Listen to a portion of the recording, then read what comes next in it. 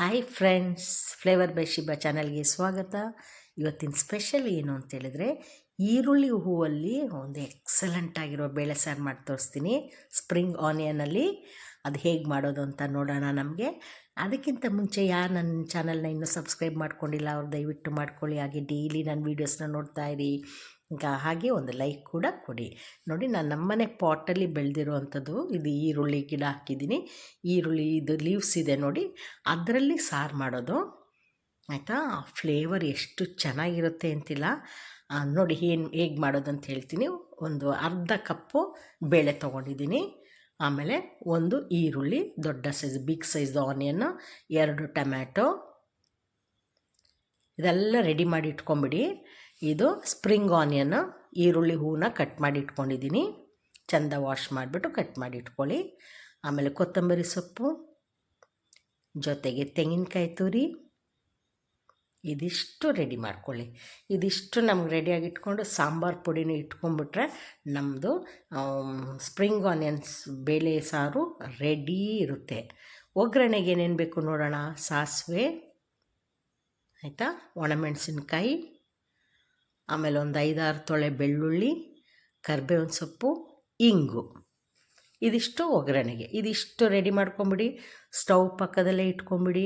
ಈಗ ನಮಗೆ ಕುಕ್ಕರ್ ಇಡೋಣ. ಕುಕ್ಕರಲ್ಲಿ ಬೇಳೆ ಚೆನ್ನಾಗಿ ತೊಳೆದ್ಬಿಟ್ಟು ಬೇಳೆ ಹಾಕಿ ಅದಕ್ಕೆ 1 ಲೋಟ ನೀರು ಹಾಕಿಬಿಟ್ಟು ಒಂದು 2 ಅಥವಾ 3 ವಿಜಿಲ್ಗೆ ಅದನ್ನು ಬೇಯಿಸ್ಕೊಳ್ಳೋಣ. ನೋಡಿ, ಚೆಂದ ಬೇಯುತ್ತೆ, ಪೇಸ್ಟ್ ಥರ ಆಗಿರುತ್ತೆ. ಬೇಳೆ ಬೆಂದಿದೆ ನೋಡಿದ್ರಾ, ಹಂಗೆ ಪ್ರೆಸ್ ಮಾಡಿದ್ರೆ ಸಾಫ್ಟಾಗಿ ಆಗಿಬಿಡ್ಬೇಕು. ಹಾಗೆ ಈಗ ನಮಗೆ ಸಾಂಬಾರು ಪುಡಿ ಹಾಕೋಣ. ಸಾರಿನ ಪುಡಿ, ಅದು ಸಾಂಬಾರು ಪುಡಿ ಹಾಕ್ತಾಯಿದ್ದೀನಿ. ಅದಾದಮೇಲೆ ನಾವು ಈ ಮದುವೆ ಮನೆಯಲ್ಲೆಲ್ಲ ಸಾಂಬಾರಲ್ಲಿ ಊಟ ಮಾಡ್ತೀವಿ ನೋಡಿ, ಆ ಥರ ಟೇಸ್ಟ್ ಅನಿಸುತ್ತೆ. ಟೊಮೆಟೊ ಹಾಕಿ 2 ಟೊಮೆಟೊ ಹಾಕ್ಕೊಳ್ಳಿ. ಮತ್ತು ಈಗ ಸ್ಪ್ರಿಂಗ್ ಆನಿಯನ್ ಸೀಸನ್ ಈಗ ನಮ್ಮ ಕಡೆ ಎಲ್ಲ ಕಡೆ ಸಿಗುತ್ತೆ. ಇದು ತೆಂಗಿನ ತುರಿ,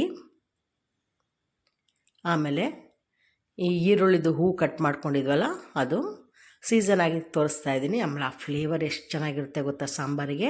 ಈರುಳ್ಳಿ ಕೂಡ ಹಾಕಿ ಹಾಗೆಯೇ ಇದೆಲ್ಲ ನಾವು ಕಟ್ ಮಾಡಿ ರೆಡಿ ಮಾಡಿ ಇಟ್ಕೊಂಡಿದ್ವಲ್ಲ ಅದನ್ನು ಹಾಕ್ತಾಯಿದ್ದೀನಿ ಅಷ್ಟೇ.